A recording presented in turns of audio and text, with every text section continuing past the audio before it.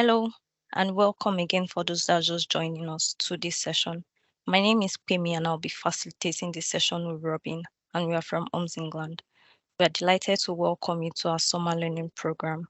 This offers a series of knowledge sharing sessions on topics you have told us are of interest to you. Today's event is on placemaking at a community level, building and enhancing resilient, inclusive places.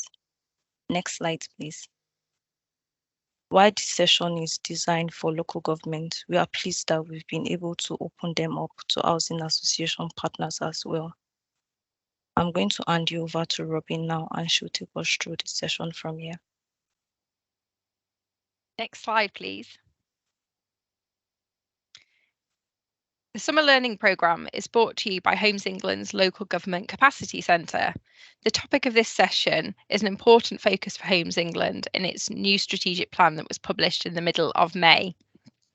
I'm just going to quickly recap what the mission of Homes England is as per our new strategic plan. It's on the slide.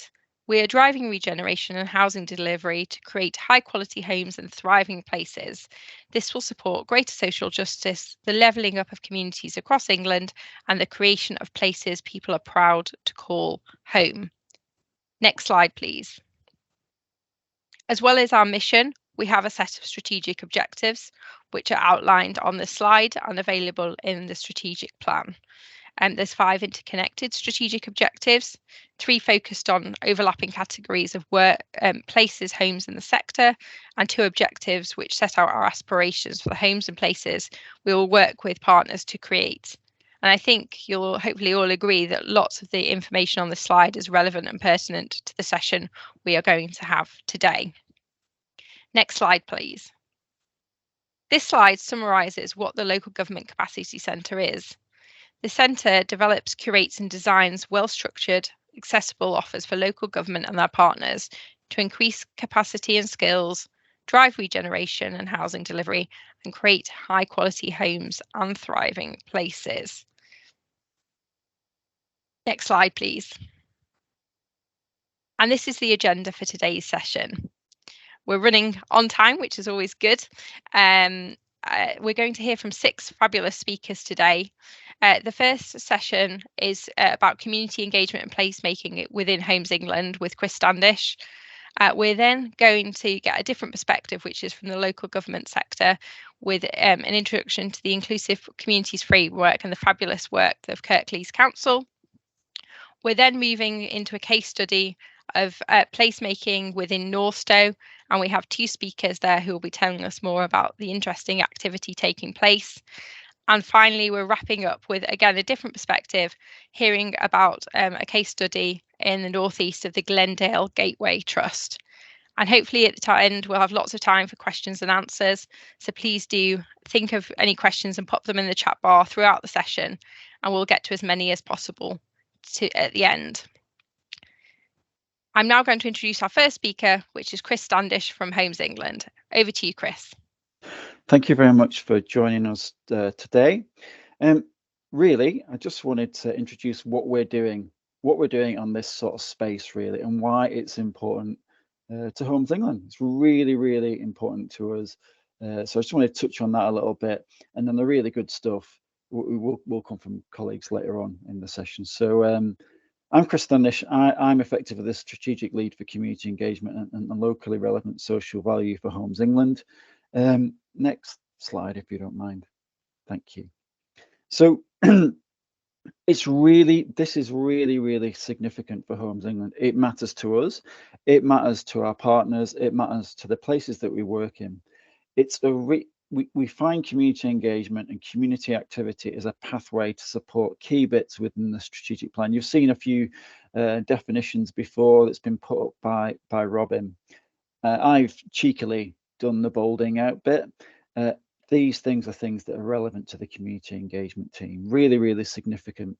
And particularly, strategic objective number 4 down there, that reflect community priorities. How can we get our systems, our processes in place to support you in the communities that you're doing all this fantastic stuff in, to genuinely reflect community priorities? We want to be doing things with communities, not to communities. And that's very much where we're trying to get to as much as we possibly can with your support. Next one, please. So someone much smarter than me years ago told me, is a lovely man. If you ever come across him, Bill Lovett, he's a fantastic fella, well worth looking up on LinkedIn, a brilliant mentor of mine. He always used to say you should always think about everything in terms of why, always think about why. So when I came to Homes England 2 or 3 years ago, I asked across the agency and with partners, why? Why is community engagement important? Why is locally relevant social values so important to Homes England? And what is it? What are our motivations for doing stuff in this space? So this slide is really, really important about a really important descriptor of that. And it's always the starting point, which I always start with. So strategic plan we've touched on. We do want to achieve better quality in our proposals and our planning consents. Really, really important. We want to be as inclusive as possible and reconnect as many people in to the planning and regeneration process. Unlock opportunities for leveling up or regeneration or transformation, whatever your own phrase of that is. But it's really, really important. And we need to understand what place and community priorities are. And we've got tools internally which we can use to do that. So we're able to define and then deliver locally relevant social value. So if you're involved in the session this morning, which we had, which was about KPI metrics and measuring social value, that's really important. But we also want to understand locally relevant social value as well. We want to collaborate. Collaboration is fundamental, bringing all your local partners together, partners that we wouldn't normally think are relevant to a project, bringing them in where we can. And we've got some examples that is going to talk later. And this legacy. We want people to ask Homes England to become involved in their projects and proposals, because what we're trying to do is a good thing, and we have to earn that, and hopefully we're starting to do that as much as we possibly can. So that legacy piece, building our reputation. We want to support you, other public sector bodies and councils, in defining your approach to community engagement and social value, and we're doing that on a range of projects across the country at the moment, some of which are on this call. And we want to help reduce local objections and increase local support, and to try and generate enhanced development value. So those are our key motivations. Really important. That's the lens that we look at things through. Next one. And then very, very briefly, what we do. So we're in a small team, internally focused and externally relevant. We've got a community engagement strategy, soon to be a framework, which aligns with our new strategic plan. Hopefully that's going to get signed off in the next few weeks. And before Christmas, we'll have external versions of that we can send out to people. So look out for the winter learning sessions, where hopefully those will be available. And the key thing that we have within that framework is a real sense of motivations, which you've seen there. We've got a definition of community engagement. That's what we work to. All our project managers, all our partners are expected to work to that. And we've got some guiding principles as well. So it's really, really important. Our focus is on impacting projects. And to help us do that, we've got a range of toolkits and guides. Again, we can share some of those if you contact me separately. I'm happy to share some of those with you, no problem at all. And then what we do is then we look to try and build capacity across our professional team with project managers. And then we try and do some soft leadership and some influence as well. So advising partners and other colleagues about how they can maybe look about doing things slightly differently and so forth. So that's roughly what we do and how we work. And I think that is me. If you want to find out directly, do get in contact via LinkedIn. I'm going to hand you over to Julie and Shabana from Kirklees. Hi, thank you for that, Chris. Hi everyone, I'm Shabana Sadiq and I'm the Inclusive Communities Service Manager, who's going to give an overview of ICF, and then Julie is going to give us a bit of an overview about our citizen approach to engagement in Kirklees. Next slide, please. Okay, so the Inclusive Communities Framework, what is that? So the Inclusive Communities Framework was adopted and developed in 2021, just as we were coming out of COVID. One of the things that was recognised was all the work that happened during COVID, and the work that we did has council services with the communities, taught us that communities do know what the best solution is in most cases within communities, and they know how to serve their communities the best. It was identified that through the ICF and through the partnership approach that people generally want to feel safe.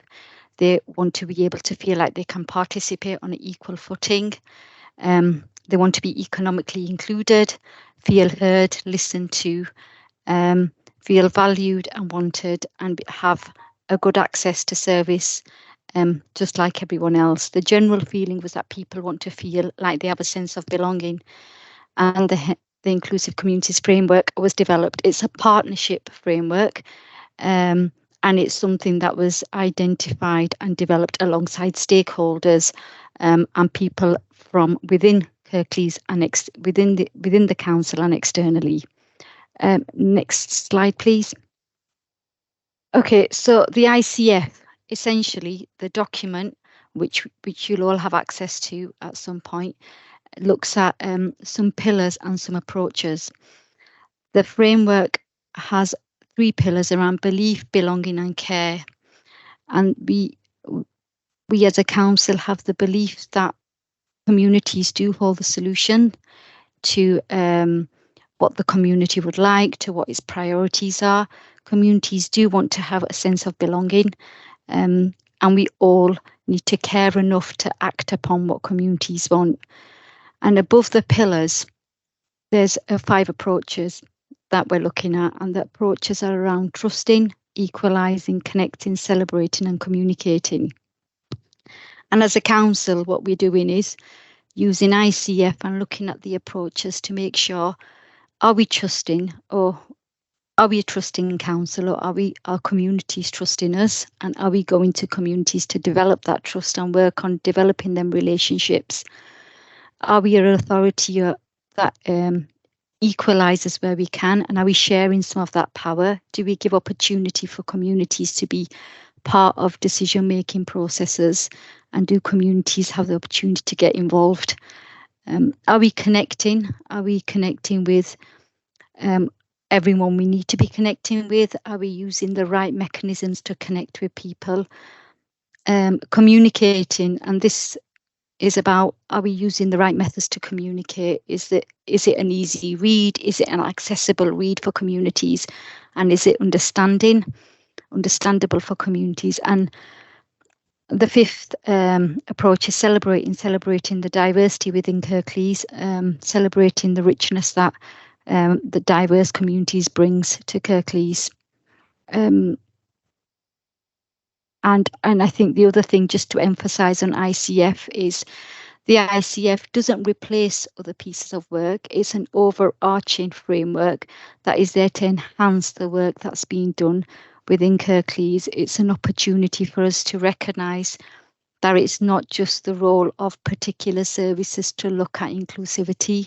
It's an ask for all services and all partners to have inclusivity and the ICF as part and parcel of their work. I've got Julie, who's just going to talk a bit about the citizen engagement approach in Kirklees and how ICF is used as a overarching framework and a wraparound framework to help and support some of that work that we do across in Kirklees. Over to you, Julie. Okay, Next thank slide. you. Okay, so shaped by people is one of the council's shared strategic outcomes. What makes it unique is that it was written by local people in participative workshops, and it's about their aspirations for making local places better.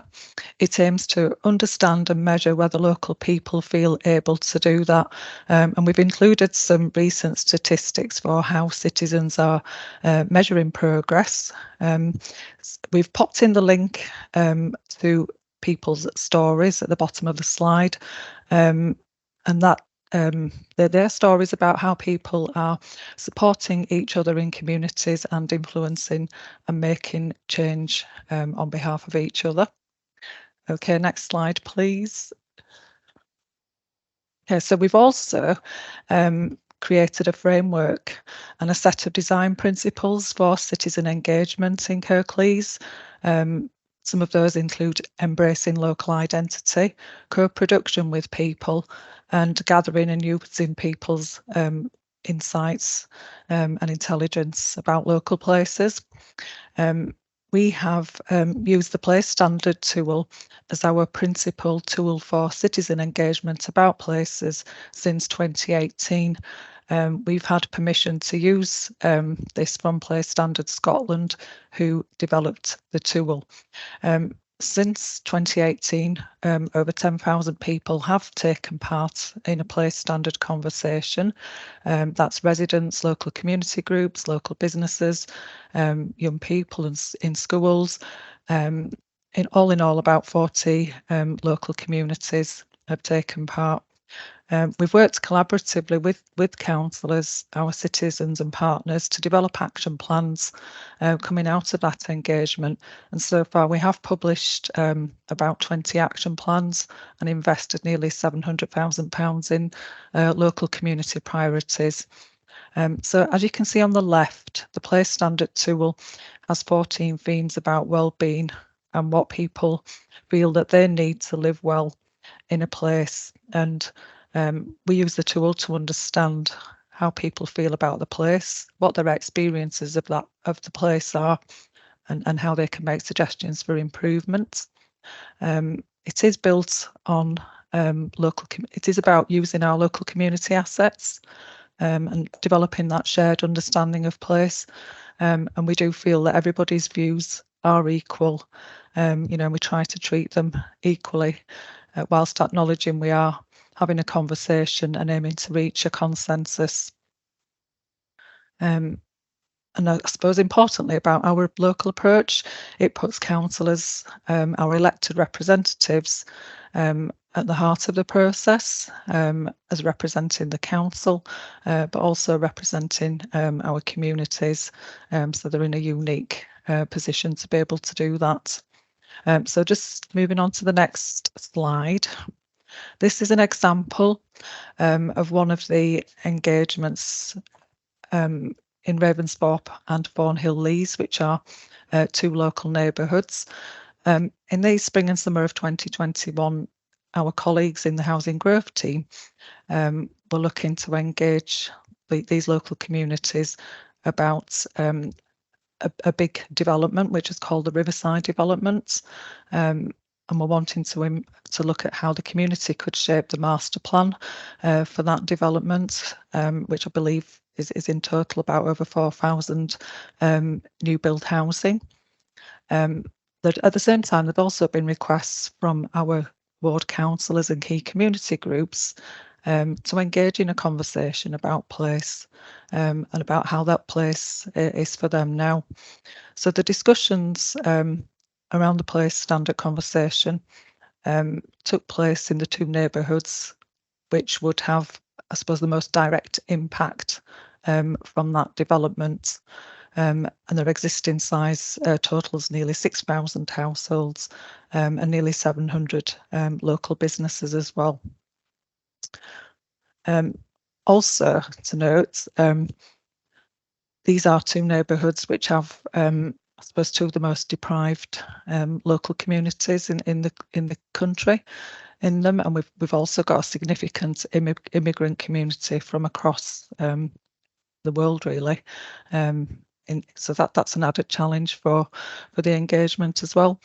So during 2021, the aim was to have as many conversations as possible in as many ways that we could to reach everybody, so that everybody could take part. So yeah, moving on to the next slide, please. So so the outcomes from the engagements, we had a total of 650 people who took part in a conversation. It was a good geographic spread across the two neighbourhoods, and roughly across all the age groups as well. More than 200 of those taking part mentioned the Dewsbury Riverside development in particular. So it was about how life is now, but also concerns and aspirations for the future. Particular concerns were in relation to the roads and traffic, and I suppose the impact on the green, adverse loss of the green space potentially. So we carried on having the dialogue. It is an ongoing dialogue, not just a one-off, and we fed back in March 2022 and invited the community to take part in local workshops to action plan. And as a result of the process, a number of new community groups and volunteers have emerged, and they are continuing to work with ward councillors and services on the development and delivery of that action plan. Some of the key actions so far include some environmental projects, including Ravensthorpe in bloom and Thornhill Lees in bloom, additional police patrols to address the traffic issues and slow traffic, and some youth activity work in each patch, as well as a quarterly community newsletter for residents. Okay, I'll just hand back to Shabana to wind up. Thank you. Next slide, please. So next steps in terms of the Riverside development for us. We've been working with Homes England and ourselves, different departments within Kirklees Council, to look at getting some definitions and defining some principles around what community engagement mean and what social value is going to look like in terms of the development. It's about looking and making sure it's not just us. This is part of a bigger investment. So there is Network Rail and other large developers, landowners to also consider. The guiding principles will be shared with stakeholders, and it'll be an opportunity for them to get on board. We'll be going through, we've had our first phase of community engagement strategy, community engagement planning approved, and we're looking at doing a brief. We want to use ICF and some of the work Julie's talked about that's already being done to look at how we can further develop, make sure we are reaching the communities we need to. We know there's challenges like understanding what planning means to communities, and also looking at what priorities and local needs look like in terms of the Riverside development. We want to be able to have businesses and entrepreneurs involved in the process. We've talked about having citizen boards, if that's something that communities want to do and want to be a part of.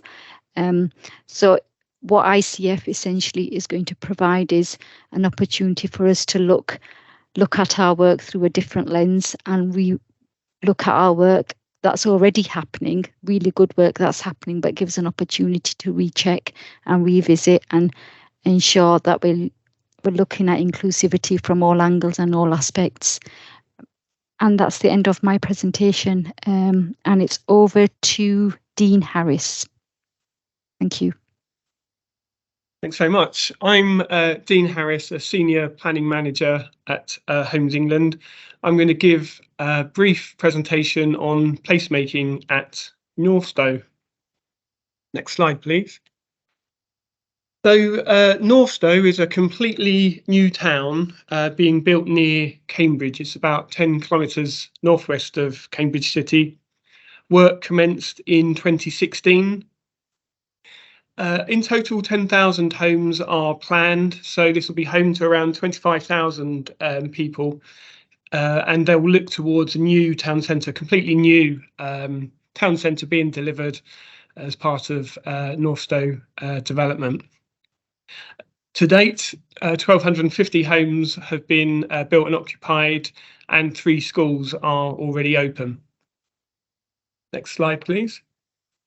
So why is Homes England involved in delivering Northstowe? As we've heard, Homes England is the government's housing and regeneration agency. So it's a fair question to ask, why is it involved in delivering this new town? But it's an area of particular interest because it's an area of exceptionally high demand for housing. huge issues of affordability, with the ratio of house prices to wages exceeding 10 to 1 in South Cambridgeshire, and even higher than that in Cambridge City, which has, I believe, the second highest house prices in the UK outside London. Also, there happens to be a resource of 350 hectares of publicly owned brownfield land, former airfield, that's well connected to Cambridge City.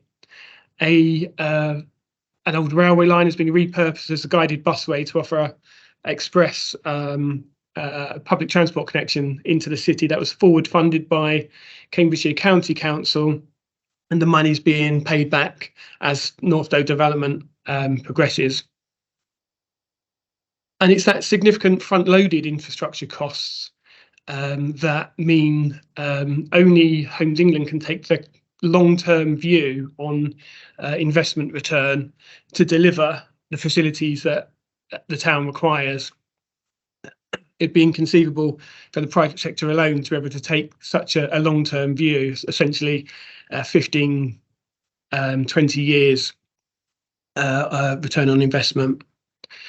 So Homes England acts as master developer and is uniquely placed to deliver high levels of affordable housing. So as a public sector developer, we don't have the same sort of profit motivation, and are therefore able to deliver 40 to 50% affordable housing on our parcels that we bring forward, which meets or exceeds the planning policy requirement for the area. And I suspect there's a large number of town planners in the meeting who would, find that unusual, that a policy compliant or a level of affordable housing that exceeds policy requirement is being delivered at Northstowe. Just to focus on the two images, the image at the top there is some new modular housing delivered as part of Northstowe Phase 2. Small scheme of about 40 odd homes overlooking a new water park, and that sits alongside an education campus, a 16.4 hectare education campus that will eventually accommodate 3 new schools. 2 are already in place, and the image at the bottom there is Northstowe Secondary College. Next slide, please. So building homes alone doesn't make a place. Timely delivery of community infrastructure is key. Meanwhile uses and utilising natural features and heritage assets are important in terms of providing character and a sense of belonging in new development. Homes England recognise it's important to provide the framework for a community to develop. This includes physical facilities, obviously open space, sports pitches and schools, as well as things like Section 106 funding for some of the kind of softer elements such as community support, community development officers, things like this. Whilst Homes England is the master developer for the majority of Northstowe, community building relies on partnership with a number of organisations, including the District Council, the newly formed Town Council at Northstowe, and a wide range of community groups. The role of Homes England is to support and empower such groups. And this is a key aspect of our community engagement strategy, which we're currently developing with partner organisations, with the input of Chris Standish, who we've previously met on the presenter list. An early success in Northstowe has been the formation of Northstar Arts, part funded by Homes England, but a group that we can take kind of a little credit for in a sense. It formed itself. We're about to hear from Mary from Northstar Arts, and as a person interested in the arts and how it can contribute to placemaking and sense of identity, I was kind of doing some navel gazing a year or two back, thinking, how on earth are we going to get, North kind of art sort of embedded in activity at Northstowe? And then I kind of heard of this this group kind of got in touch, and it was just music to my ears, really, that Mary and colleagues had established this group. And so I've given her a big build up, and I'm going to hand over to Mary ONeill to talk you through the role of Northstar Arts. Thanks, Mary. Thanks, Dean, and thank you to Homes England for inviting me to join you for this webinar. So I'm Mary ONeill. I'm founder and director of Northstar Arts CIC, and I'll be speaking to you today about the context for the organisation, a little bit about what we're doing, why and how. Next slide, please. So I live in Longstanton, which is one of the villages surrounding Northstowe. And before the pandemic, I was working remotely for an international arts consultancy. I was made redundant in February 2021 and wondering what to do next. Career-wise, I had 2 young children, so work needed to fit around them. And like many, I think, the pandemic had made me realise I wanted to work hyper-locally, feeling a part of my community and making a difference to the people around me. I was aware that this new town was being built next door to Longstanton, a town growing from nothing that will eventually be home to 25,000 people. One of the reasons we'd moved to Longstanton was that there would be a town centre with a library and shops that our children could visit independently when they're old enough. I'd heard that it was being developed as a healthy new town, and that sports and outdoor activities were being actively invested in and encouraged by the local authorities. I knew that the arts and creativity could play a really complementary role to all of this, but I couldn't really see that anyone was doing anything about it. Concurrent to this, I was aware that there are no cafes in Northstowe or Longstanton, no permanent community centre that people can pop into any day of the week, no shops in Northstowe, nowhere for people to meet informally and have those quick chats that help people feel at home in a place. So I decided to do my little thing and do something about it. I got in touch with the South Cambs District Council Communities team in Northstowe. I attended a couple of meetings with people running community groups here, and I started talking about this pipe dream I had about opening a kind of mini Royal Festival hall here, a cafe, a bar, workshop space where people of all ages and all backgrounds feel welcome to spend time, with arts and creativity at its heart and backbone, but where people don't have to be taking part in creative activities to feel comfortable here. Next slide, please. And people really loved this idea and started coming forward to help make it happen. About 2 years ago now, Northstar Arts was born with 2 other local residents, Paula and Nazanin, as co-directors. Nazanin has since moved back to full-time teaching, and we've brought in another local resident, Lawrence, as a 3rd director. And that's the reason I'm kind of telling you all of this, because I think it's one of our core strengths, that we're part of the community ourselves, that we're living the challenges, hearing our neighbours' gripes and delights. Next slide, please. So Northstar Arts is a CIC, supporting community development through creativity by developing community-led creative activities in Northstowe and the surrounding villages, celebrating the nature, heritage and identity of the new town. We do this by engaging as many members of our community as possible in creativity to support their well-being, delivering an inspirational, inclusive, ambitious, professional creative programme for all ages, supporting local creatives to develop their practice and businesses, and working with partners to create opportunities for participation in creative activities. We're open, welcoming, enabling, creative and ambitious. We're constantly chatting with Northstowe, Longstanton, residents of other villages to find out what they want. There's no commercial space for an arts centre yet, so in the meantime we're supporting a community cafe, the warm hub that is now the community lounge. We're attending networking and forum events. We're being community partner in the County Council's Northstar Support Partnership. We're having stalls at almost all of the wider community events, and we're running projects in partnership with lots of the varying local groups and organisations. Next slide, please. We've managed a lantern parade and performances at the Town Council's light switch on in early December for 2 years now. We're programming the Pavilions with Northstowe Secondary College, which are temporary art spaces for joint student and community use. We put on a ceilidh and ran some decorations making workshops as part of the Jubilee celebrations with all sorts of community partners. And we've run drop-in craft sessions at the community cafe during school holidays. Next slide, please. So we've got a really interesting project at the moment, thanks to funding from the National Lottery Heritage Fund, Homes England, Cambridgeshire County Council and Northstowe Foodies, in partnership with Homes England, the County and District Councils and Longstanton and District Heritage Society.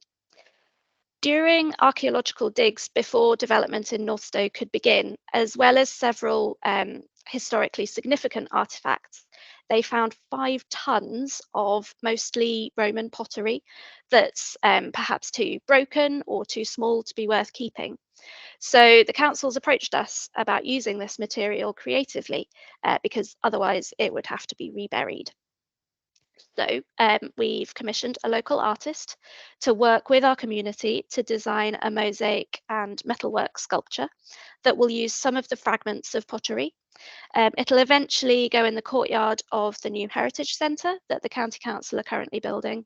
And until that's ready, it will go in the garden of the community centre.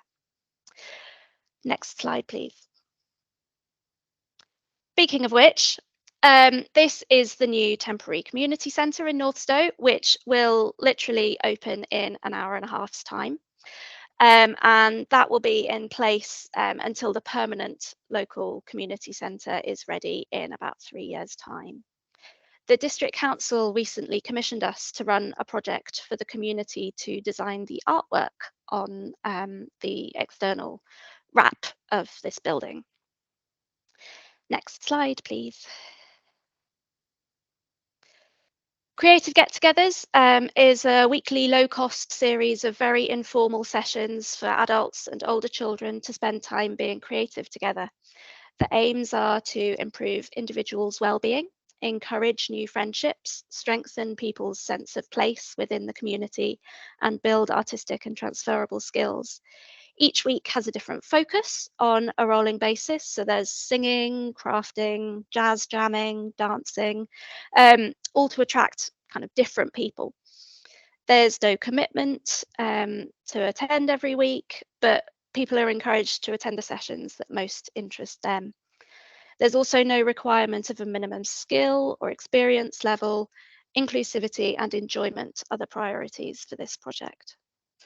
Group size is kept small, and local creative professionals lead the sessions to ensure a high quality and accessible, inclusive experience for all involved. Next slide, please. During our first 18 months, we've been fortunate to secure placemaking funding from Section 106 contributions and project sponsorship and funding from local businesses and organisations, including the Town Council. One of the reasons we've been successful on very limited capacity and income is that everything we do is in partnership with others, whether they are local authorities, schools, faith groups, community groups. We're really lucky in Northstowe that partnership and co-creation are concepts that almost all organisations, agencies and local authorities working here are keen to prioritise. There's the Northstowe Support Partnership, a high-level multi-agency group with representation across all sectors meeting bi-monthly, and the bi-monthly community networkers meetings for all the local level community groups and organisations that are active here. And there's also active working groups of representatives at all levels for specific initiatives and events. So the Homes England team asked me to mention some of the opportunities and challenges we're identifying at the moment. I think this partnership thing is a key opportunity here, enabling us to do more and to reach more people than we could otherwise. And that the local authorities are facilitating and supporting by providing forums for partnerships to develop is vital. One challenge is that this CIC business structure is still fairly new. Not everyone has come across it before and therefore understands how best to support us. We're a professional organisation with our community at our heart. We're not a community group run by volunteers, so our budgets and income need to cover higher costs. Equally, though, that's another massive opportunity. We're a part of this community, so co-creation and community engagement are easier, and we can act as a bridge facilitating communication between our community and the local authorities. Just to touch on what's coming next for us, partnership is something that we're going to continue to explore through development of an arts and creativity roadmap for Northstowe. A cultural strategy that will drive our work over the next 5 years and explore models for community leadership and co-production of creative activity that supports and engages everyone in our community. It will fit in within Homes England's community engagement strategy that Dean and Chris mentioned, but we hope will give us the evidence base and community created direction that we as an organisation, we as a community, and we as a network of stakeholders need to thrive. Next slide, please.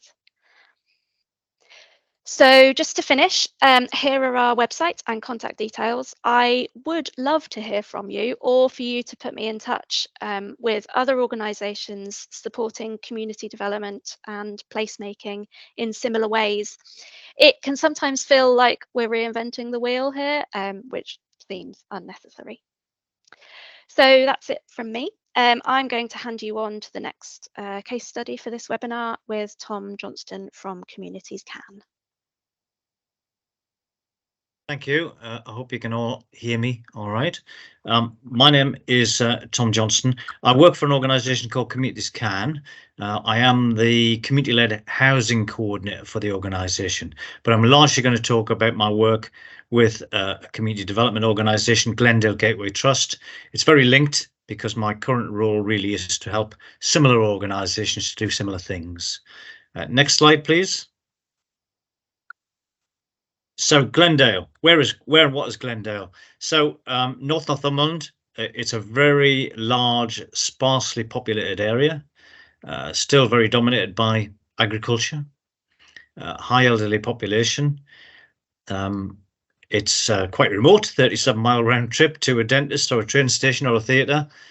It's also on 14 miles to the nearest traffic light. So hopefully that gives you a flavour of the sort of place. The population in Wooler itself, Wooler is the main market town, is around 2,000. Next slide, please.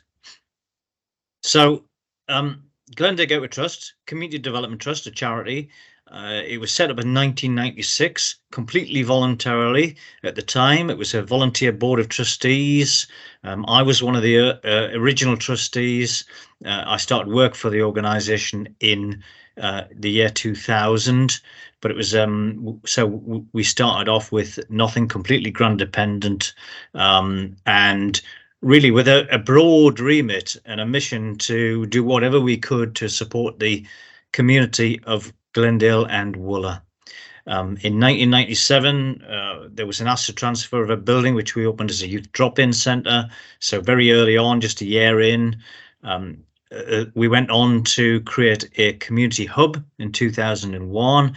I'm delighted to say that's still open and thriving and a model for others today.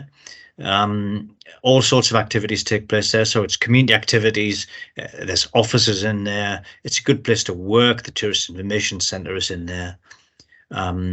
In 2003, we went on to buy a lot of empty properties on our high street. This is probably as relevant, if not more relevant today than it was back then. We were suffering from empty shops, and we needed to repurpose buildings on the high street. And I'm thinking today, when we've got so many different trends in shopping and high streets which are really challenged, then what we were doing at the time was about trying to take on empty buildings and bring them back into use and improve that vitality of the high street in the town centre. I'll talk a little bit more about that in a minute. But in 2006, our youth hostel was going to close. We're very dependent on tourism and the tourism economy. So we actually went and bought the youth hostel. So you can see we were growing really quite quickly. The library transfer and more community-led housing in 2011. We were always concerned about the fragility of services in a small town. So we work very closely with the local authority, and we managed to encourage them to transfer the library service into our community hub in 2011, and they transferred their library building to us. We actually became a registered provider at this point of a housing. What I should have said was, when we bought the high street properties, we renovated them so we had retail properties down below, and we had our first housing stock. We created flats for young people above the high street. So when the county council transferred the library service to us, we created more. We became a registered provider, and we created more affordable housing. It was all about repurposing buildings and keeping the town centre and the high street and the centre of the place lively and vibrant. Lots of fluffy projects in between. I don't mean to be cheeky. It sounds as if we were completely dominated by buildings and revitalization of buildings, but there's all sorts of art and music festivals and things and celebratory projects going on in between.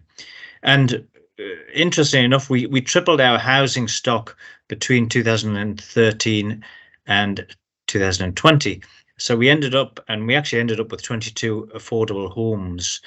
It was never, for us, it was never just about housing. It was about the community. It was about revitalizing the place, and community-led housing was part of the answer. So next slide, please. So there we are. There we see some pictures of what was going on. There we are in the top right-hand side, the Glenda Gateway Trust, proudly with the trustees demonstrating the what we were doing, taking on empty properties on the high street. It's important to say that we didn't try and do everything on our own. The slide at the top in the middle is a housing. It was a piece of land that we bought, and we worked in partnership with a housing association, and they built 15 new homes very close to the high street. Very important to retaining that viability. In the bottom left, you've got the old library building, and on the right hand side at the bottom, you have the sort of revitalized high street with the shops in use. Next slide, please. So like many communities, we suffer from bank closures, and we lost our last bank in November 2018. Very prominent building on the high street. We went to Barclays, as it was, and we asked them if they would asset transfer the building to us, and they wouldn't do that. They wanted a capital receipt, but we managed to negotiate a good price with them, and we bought the property and we converted it to a 3-story building, lovely 3-story building. We converted the 2 upper floors to housing, and what a lovely place it is to live, I tell you. Now, there is a YouTube video, so I think someone is going to activate the YouTube video right now.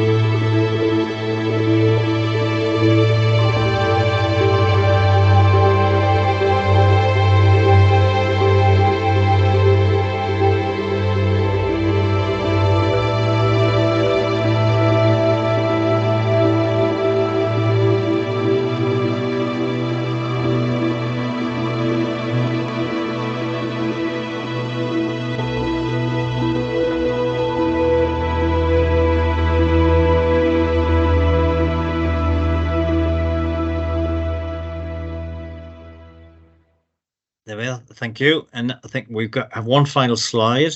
And this is just an attempt really to demonstrate how the thing works. I did see in the chat there a comment about community land trusts. That's exactly what we Glendagateway Trust are, a community land trust.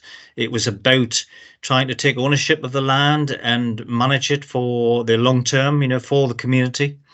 So you can see from this diagram, so we've got the core management. We have to manage this residential properties and the Cheviot Centre and the retail, and but they all contribute to the core management. And you know, we still access public funds and borrowing, commercial borrowing, donations and grants. And at the top there, what we're about are benefits for Glendale. It's worth remembering that this was just a bunch of volunteers that started out here, and with good intentions. And so I wouldn't underestimate the strength of communities. Thank you. I think I now need to, that's the end of the performance. I think I need to pass you on to Pemi and Robin. Thank you very much for listening. Thank you very much, Tom, and thank you to all our other speakers. One of the key things that I'm taking away from this session is the need to build trust with those communities, because people want to feel a sense of belonging. And this fits seamlessly to the case studies that we've been through, and it shows the readiness of people to take ownership of their communities. So we're going to move on to our Q&A quickly. And if our speakers, if they are okay with it, can they please switch on their cameras, please? Thank you. Thank you very much.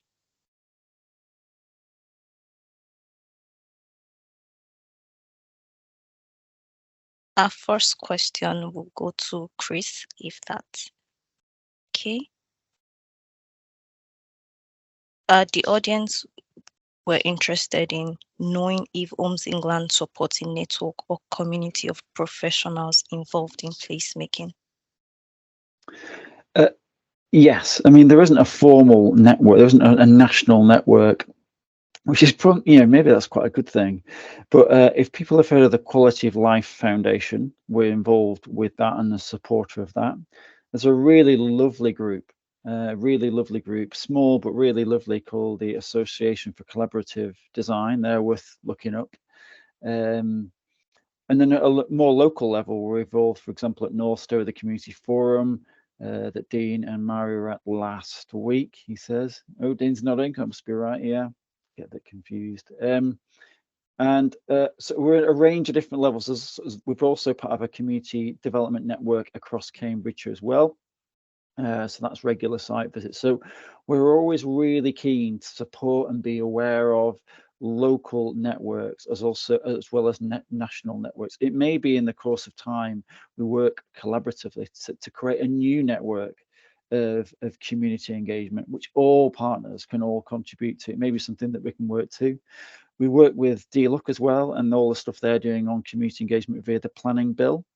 So there's quite a lot of different networks. So, and the final one is that we've been involved with REBA, who are looking to do another layer to the REBA stages as well, all around. I think they call it stakeholder engagement, but effectively it's a form of community engagement as well. So that's, you know, beyond the Homes England planning stuff. That's more about the REBA network, about where you employ architects and what they should be doing, what's their expectations in terms of community engagement at the different stages in that process. So that's much more broader industry wide that we've helped to inform and support. So any ideas and suggestions, anything we ought to know about that we don't know about? There's some incredibly wonderful people out there. If people want to think about you know, a LinkedIn network, if that's not too frothy or something like that, happy to look at getting involved in that if we can. Just let us know. It's a momentum that we're trying to build. We certainly don't have all the answers, but we've got the energy and the interest to try and make a positive contribution as much as we can. Thank you very much, Chris. Dean, a question came in for you also in the chat. The audience are kind of curious about how the Northstar team had gone back to survey the new residents because of the lack of amenities in the building. Yeah, I tried to cover that off in the chat, Pemi, insofar as it is clearly important to keep communicating with residents. I suspect at the minute the responses would be sort of fairly clear. Obviously, there's been the news articles that's referred to in the in the chat. Homes England is in the relatively early stages of delivering its phases of Northstowe. And so at the minute, we wouldn't have many residents to engage with. However, through the Northstowe Forum that Chris mentioned, we are engaging, and we are planning kind of post-occupancy reviews using building for healthy life criteria, etc., as the development progresses.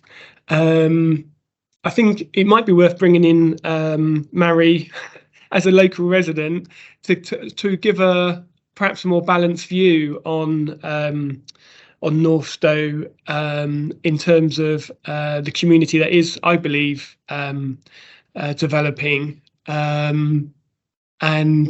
so through you, Pemi, is that worth exploring? Yeah, sure. Yeah, so I think whilst buildings are really important and we are lacking shops and until today a community centre, they aren't everything, and community is about people as much as it is about buildings. And there are lots of people working very hard to create a community, and we are a long way into creating that community. There are almost daily food trucks and drinks trucks on the Northstowe Green, bringing people together. There are community-wide events, there are smaller events happening, and yeah, it's not just about the buildings. Thank you very much, Mari. Another question for you, Chris. So the audience were wondering, you talked about brownfield. I think Dean talked about brownfield, and so the audience was wondering if it looks like there was opportunity there. So it looks like kind of a coincidence. So they were wondering if what happens in a place that those things are not available, what goes on there? So none of this is simple stuff. Otherwise, someone far more intelligent than me would have loads of degrees after the name and be able to suss it out and no doubt put it on a spreadsheet. What we're trying to do is trying to understand outcomes.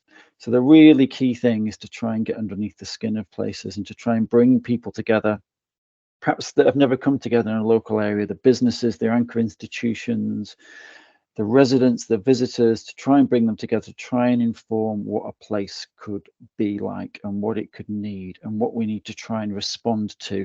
On the back of all the challenges that Dean and his professional team have, what are the outcomes? How can we look to achieve that, and who do we need to bring in? And as you've seen today, Dean's very openly said that he was extremely grateful for Mari and her team falling into place and really helping him, supporting him to deliver some of the outcomes that, quite frankly, he was going to struggle to do. And so it's about bringing people together, really understanding what the opportunities are, genuinely being focused around the principles of asset-based community development, where the solutions to a place come from the people that live, work and invest in it, and really driving that forum, driving that forward. The role of effective community development about arts and culture is absolutely central to all of this, no matter what the geography is or the scale. And it's about making sure that we never ever forget the catalytic importance of all that in terms of the sometimes more challenging planning and regeneration process. And if we're able to do that and we're able to create that with people, and we can support and influence that as best we possibly can and try and be a champion for some of that, we can achieve great things together. We really can. And that's what we're trying to do as best we possibly can. Thank you very much, Chris. So Dean has something to add to the question. Thanks, Pemi. Yeah, I just wanted to kind of point out I think one of the successes of Northstar has been the early delivery of schools, a primary school, secondary school, and a special educational needs school, and that's involved collaboration with, initially the county council, and then the actual school providers themselves, and they do become an important focus for the community in terms of primary schools, meeting other parents there, your children meeting a range of children, and then at the secondary school there's clubs accommodated as part of kind of community use of the building. So just kind of referring to the articles that were highlighted in the chat, and just want to kind of give that balanced view, I suppose, about the town, because I believe it's a great place. I'm speaking to you today from Northstar. You wouldn't know it given my background, but I'm here and I've been working on the project 8 years, and really keen to make it a great place and leave you all with a positive impression of it. Thank you, Dean. I guess a question that all presenters can pick up is because one key thing that spans throughout the presentation was engagement, and the audience is interested in the methods of engagement that you recommend or that you used. So who wants to go first? Tom, do you want to start us off? Yeah. Okay, I will do. I think one of the things that was probably down to the successful start with Glendale Gateway Trust was we did a village appraisal. So every household in our market town was given a very lengthy questionnaire, and we actually went around and collected them as well. We really wanted a good feedback. So we actually went around. I think that was a good foundation stone for us. Not always easy to engage. When we bought empty properties on the high street, I remember we were quite excited because these properties, which had been in private ownership and absent landlord had owned the properties, we thought, fantastic. Now we know the community want these back into use, and we put up a big display in the window, and we got a handful of responses back. So it's not always easy. We got a very few responses back. People wanted to see the high street reinvigorated, but at that point there wasn't a lot of answers. But holding workshops, the community, having a community resource centre at your disposal is extremely useful. You've got people coming in there, in and out, and it's a good interface with the community. So it's an obvious place to gauge people's views. Not always easy, but essential. So I don't know if anyone else wants to comment.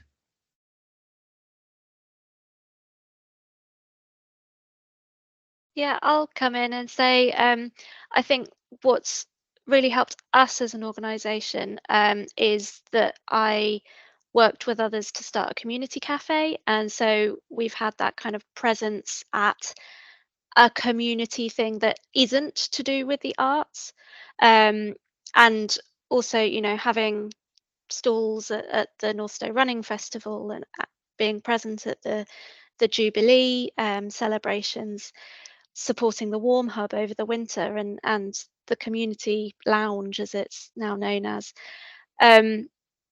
It's having those kind of informal chats with residents that we wouldn't necessarily reach at arts events, has helped us engage with a much wider range of people. And I think wherever possible, I have encouraged the community development officers and the kind of local authority officers to be similarly active at much wider events than their own. Thank you, Mary. I guess this leads on to the next question also for you, Mary, because you also talked about the community engagement and how you lived in that community and you kind of drove engagement in the community. The audience is interested in knowing that is there something more that could be done to ensure the wider cultural needs of new developments are addressed?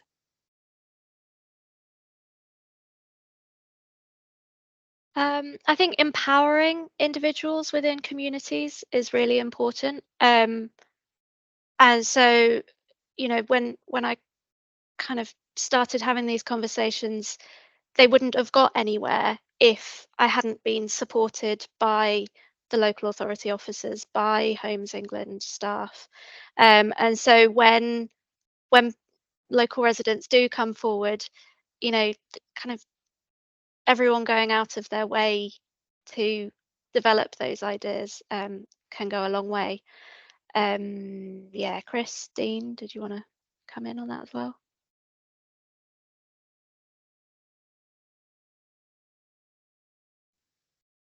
Well, I might be going off on a tangent here, but just worth sharing my experience of sort of digital engagement, really, which is mixed insofar as I feel it sometimes can be a bit impersonal, and people are perhaps more direct sometimes with emails and things, but I also think community events being shared online is a great opportunity to engage more people with young children might find it difficult to go to public meetings, and so I think there is value in choosing your medium, and you might be able to engage more young people, for example, or even older people who might find it difficult to kind of get around, with a sort of a mix of methods of engagement. I don't know if that's carried on the conversation. Chris has got his hand up, so I'll stop there. So we have to try our very best to reach the important to reach ones as much as we possibly can, and we've got to use as many different tools and techniques as we can. In my experience, I know I'm really old, but I'm not so great at this sort of stuff, but the one that's worked the best time and time and time again is peer-to-peer engagement. And I think we have to try and get that genuine co-design and co-production in terms of how we engage with communities at different levels and different sites right across the country. The sense of getting peer-to-peer engagement, people talking to each other about their experience of that particular place, to help us, myself, Dean, all the clunky project manager types and consultants in the background to try and help what they do. There is a fantastic, and I would almost say beautiful, example just a couple of weeks ago at a project we're involved with, Southwest Rugby or Homestead View. It's got two names to me. I'm sure it's got an official name, but there was a big community of design event on where residents were asked not just to share their ideas, but to share their ideas and present back to the consultant team.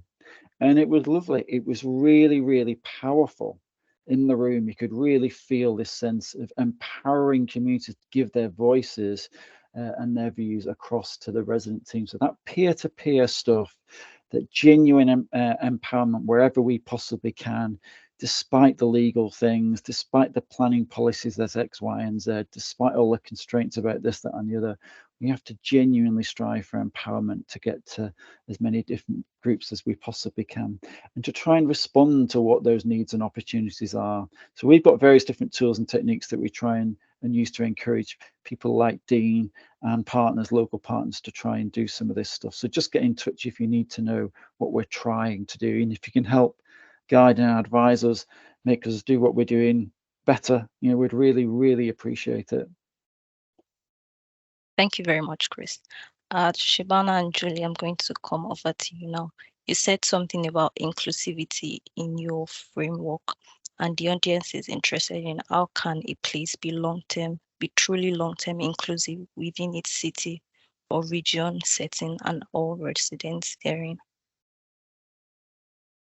Yeah, I can come in. I think one of the things we're really keen to do is, and we know the only way to really get inclusivity is to make sure you're developing them relationships. And one of the things we always find in community development or engagement is communities always feel like there's always big plans to do things, and they might go ahead and happen, but we don't always get back and always tell communities where we are with things. So even if there's not much to update, I think that's a key message for us going forward in terms of whatever we do, the place standards work, because I mean, some of the work that Julie does is looking at neighbourhoods, but it looks at road traffic, and it looks at some of the things, I guess, which might not be large developments, but I think they're just as important to build some of that relationship and build some of them, that sense of belonging for communities and that responsibility that we have to make sure that we are responding as council officers. The other thing we're really keen on doing is making sure we're working with all parts of communities. So, you know, we've started some conversations with some faith groups and interfaith networks, and we've explored the opportunity of seeing what it might look like working with some of the local primary schools, some of the existing networks. It's not always about creating new networks. It's about making sure those that exist are being utilised, and we're accessing and we're speaking to some of them people. Just quickly, the other thing I think Dean talked about digital, and I think there were some real benefits in working with communities, in particular during COVID. But I think, you know, there is that conversation I've had with key stakeholders, and some stakeholders are really keen on when it comes to things around planning and regeneration and development, that plays out, and the understanding of that can be a bit different. So that peer support and that being able to have someone who's able to explain what it means for a community and how it fits in with the local priorities for that community is key in some of our areas across Kirklees, I think. But yeah, for us, it's about starting small and making sure we are where we can, making sure communities are kept informed of all the changes and developments that are happening. I don't know if Julie, you want to add anything to that? Yeah, I can do. Yeah, we've done a number of place standards now across Kirklees, and I suppose the ones that I feel are the most successful are the ones which are genuinely community led, and the community have come forward and said, we want to do this for our community. You know, and they've got genuine community reasons. They might want to reach out to more people in the community and get them more involved. One area wanted to do some more community planning. We had one of the town councils came forward and wanted to use that to for their plans and priorities over the next few years. You know, and to build an evidence base that they could use to draw on external funding as well, and bring in extra resources to an area. So yeah, quite ambitious about it. So I think, yeah, where you've genuinely got those community champions involved and leading on it, it works really, really well and has really good outcomes. Thank you very much, Julie. So we have some time left, and I was wondering if any of the speakers, if you're open to probably adding one or two bits for the audience to take away. So, Dean, do you want to start first?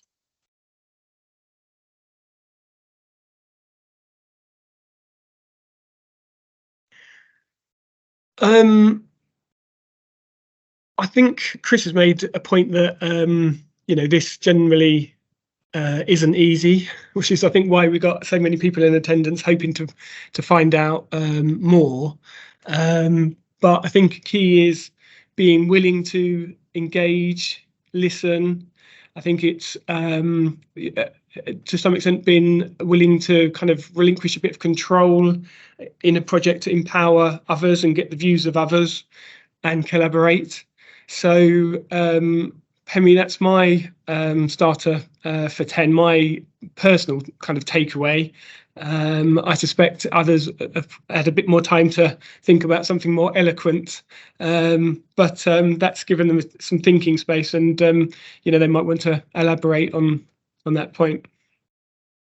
Thank you, Dean. I just want to make a brief point about community engagement and social value, and making sure there's a really clear link, locally relevant. How can you, Julie and her team, do all the wonderful stuff that they do? And I live in Kirklees, by the way, so I know some of the stuff that they do.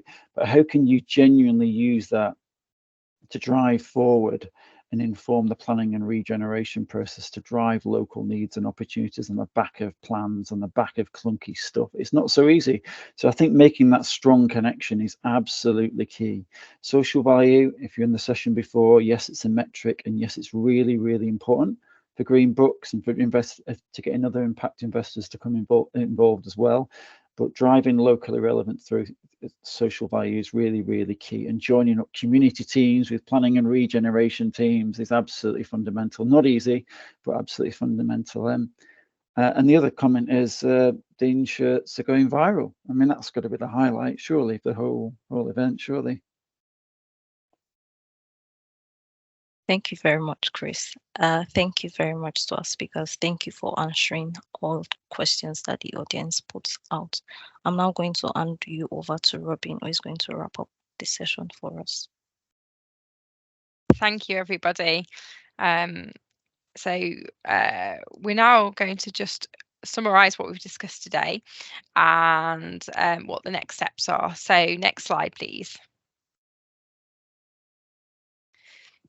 So there's more to come. Following today's session, we'll be sending out a copy of the slides, which will hopefully be all available to you. There's more information coming through over the coming months, including something called the Housing Information Hub, which will be created on gov.uk. There's also a winter learning programme that's being developed, and all of your suggestions will be feeding into that. A take-home messages slide will also be provided from today's session, which will include some of the kind of most significant kind of summaries for today's session, and also lots of useful links as well. I just wanted to provide a very quick thank you to everyone that's joined today. So thank you to all of our speakers. The session today wouldn't have been possible without everybody's invaluable time and contribution, not just in terms of the session today, but all the preparation ahead of it. A huge thank you to the technical team that have been working behind the scenes, and a big thank you to all of you for attending today. I hope you found it incredibly useful, and good luck on your community placemaking journey. So thank you all. Bye-bye.